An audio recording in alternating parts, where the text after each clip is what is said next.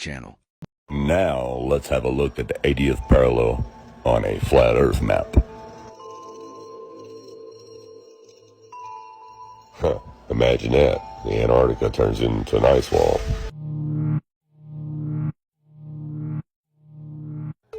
What you have to understand is that this is a Royal Navy ice patrol ship. And it is also an icebreaker, which means it can go places that no other vessels can go. Now, the only way that this Royal Navy ship is going to come looking for you in the ice is if you make it past the 60th parallel. And at the 60th parallel, you will be turned around by just your average Navy warship. Whether it's China, America, Russia, whatever country you are close to, when you get to that 60th parallel, that country's Navy is going to send a cruiser or a warship out to turn you around. They are the first line of defense. The final line of defense is this Royal Navy ship right here. Now, I'm just showing you one. I'm not going to take up a lot of time showing you each one of these icebreakers, because there's an icebreaker for each territorial boundary of the 80th parallel, just as there's a warship for each territorial boundary of the 60th parallel. Okay, now let me help you understand that. On a so-called globe, this right here would be the 60th parallel south, and this is where the average Navy warship will turn you around and tell you that you are in maritime waters. Okay, now that you understand that, on a so-called globe, this right here would be the 80th parallel south, which is basically the whole coast of what you have been taught to believe as the Antarctica. And this is where the Royal Navy icebreaker ship will track you down. Now, let's have a look at the 80th parallel on a flat Earth map.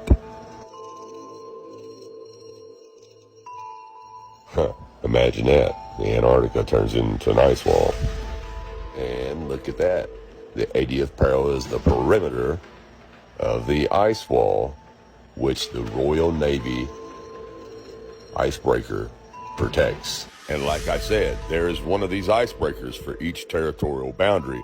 I'm just showing you this one to give you an idea of how they patrol. Like I was saying, this Royal Navy icebreaker ship is designed to cut through this ice and come find you. You also have buoys on the ocean that have been there for a long time. And you can research this yourself. There are several sites, but for instance, right here, National Data Buoy Center. Now, if you'll scroll down a little bit, it gives you a map there with the red and yellow showing you where some of the buoys are, stations with recent data, stations with no data the last 8 hours. So yes, there are buoys stationed all over the ocean that transmits data. But anyways, check this out.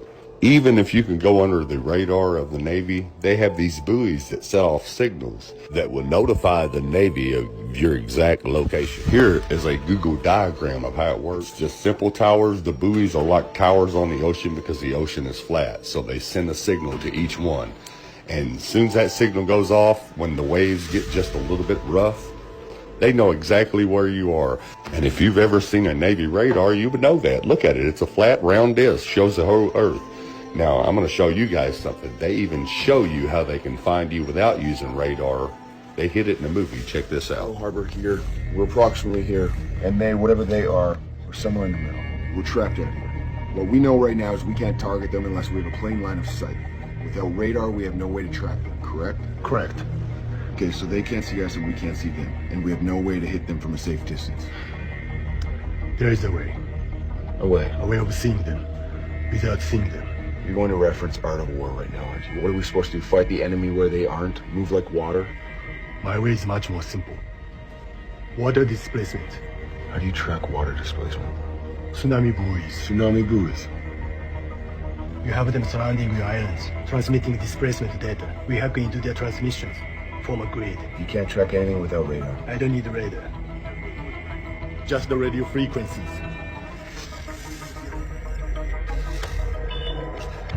The hell is that? It's a buoy.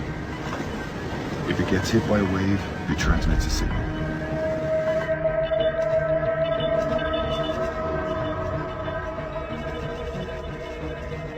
Bring up chart plot.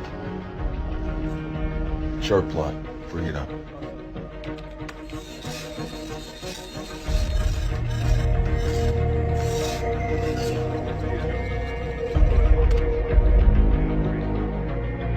So we can track without radar.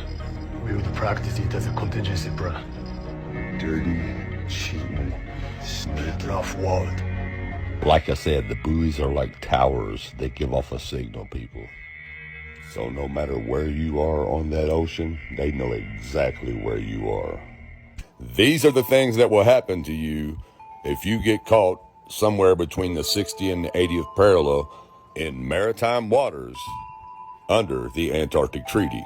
We got boats disappearing, people getting killed, and this man right here got jailed and fined.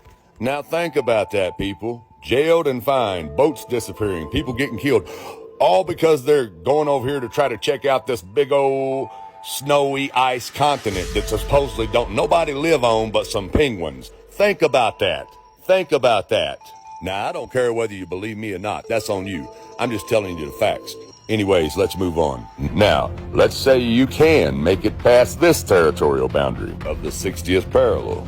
Also remembering that you can only make this trip 3 months out of the year before the ice fields start closing in. So let's say you can make it that far and somehow get close to the 80th parallel, which is where the Royal Navy icebreaker will be on guard and patrolling. And now, let's just say you can get past that bad boy. If you do, then you have about 5 or 6 foot of ice that's frozen on top of the ocean water that you have to break through. And you have to break through miles of that ice before you even get to the real ice wall. Personally, I think the unconquered south face is the only one worth scaling. It's a 20,000-foot sheer wall of ice, but that's never stopped me before. Risk? Of course I'm aware of the risks. Thank you for your concern. So let's say if you can get past all the ice on the ocean and make it to the wall, then you have to find a way to get up the 200-foot wall, okay? Now, let's say you can get past all that. Then what you have is an ice desert that just goes on and on forever, filled with mountainy terrain and temperatures that are 150 degrees below zero. Now, if you can somehow make it past all that, you might find the firmament. I could not have said it better. Leave your thoughts in the comments and kindly like and subscribe to the Shalom ENT YouTube channel. Like and subscribe to the Shalom ENT YouTube channel. YouTube channel.